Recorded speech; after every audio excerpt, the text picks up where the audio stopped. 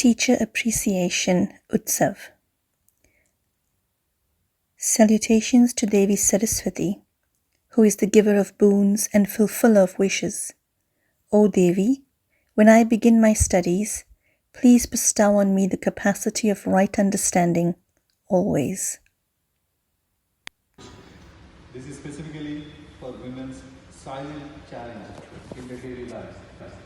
Sarisha ji, please.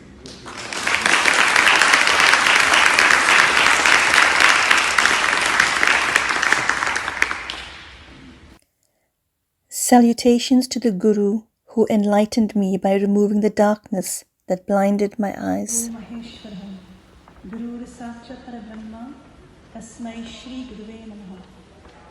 Prem Namaste, respected Adhikaris, respected teachers, loving Swayam Sevak and Sevika Bandhus, Supreme Namaste to each and every one of you. The meaning of Namaste: I salute the divine in you. And this South African woman also wishes to share with you a proud African greeting which says, Sawubona.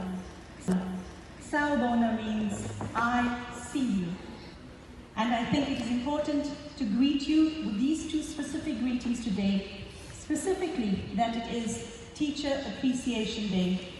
I honor the divine in you, I acknowledge you, and I see you. With the permission of the Shikshak for today, I'm going to request for you all to kindly stand.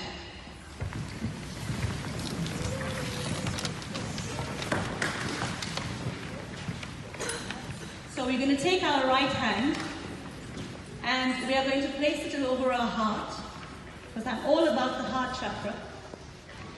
And I'm going to request you to do something, and hopefully you are going to oblige me. So, dear ladies and gentlemen, I humbly request you to kindly take one step to your right. I request you to take one step to your left. One step forward, one step back, and now that you are back in your place, I'm going to ask you to sit and hold on to your heart chakra for a moment and just breathe in all the love and all the connection that we are sharing in this very moment. Take a moment. Beautiful. You may now be seated. So why did we have to start this Vodik with that particular movement? A research assistant friend of mine said that if I can get the audience to move, or the audience to be moved, that I'm already starting off on a strong foot. So I think you can give me a thumbs up already.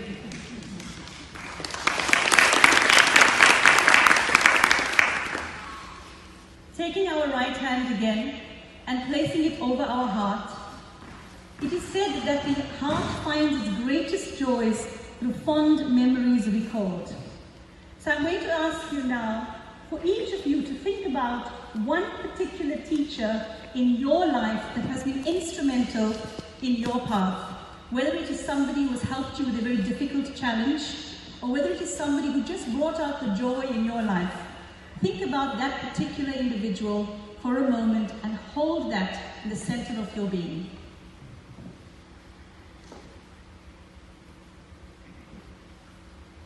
With that energy, I'd like to continue today's input. You can keep your hands back down. Keep that thought in mind of that very special teacher that you have thought about, and try to see how we can put together the information that I'm going to share with you today. Very brief information, because it's quite a quick process this evening. In Hindu philosophy, we understand that the teacher is always seen in a very revered position.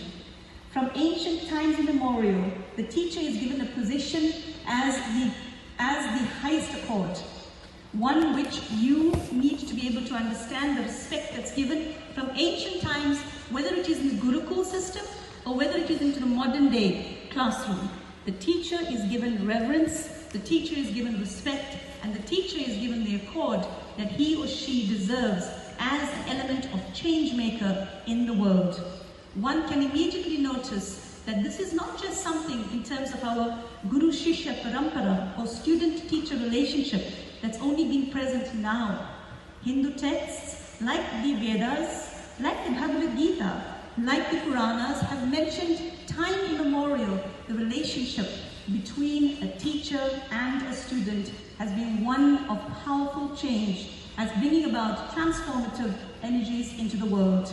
We just need to look back into for example, Sage Vyas, the revered Sage Vyas, what contribution he has been able to make in the world, in creating a dynamic field of motion with all the heroes and heroines in the Mahabharata.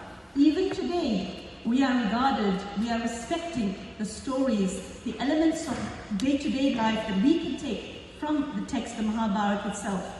And it was one such teacher was able to give guidance to the heroes and heroines. Now we know that teachers play a pivotal role. We also know that we are doing this in spite of and despite the arduous challenges. And I'm sure that all teachers being here, and myself being in education, we can have many seminars on the challenges that we face on a day-to-day basis, and the kind of arduous difficulties that we are experiencing.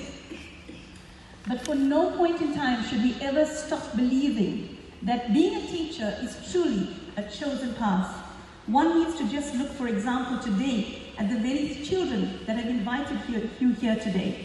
And the fact that it's a Friday evening and that you make sure that you are present here, that in itself is a choice. That in itself is an indication that you respect the profession that you are in, and you respect the relationship in which you and your children, you and the students, have accorded you the kind of respect and dignity that you deserve as teachers. And I take my hat off at every given time of being able to publicly announce congratulations to every individual who has chosen to be a teacher. It is indeed a calling.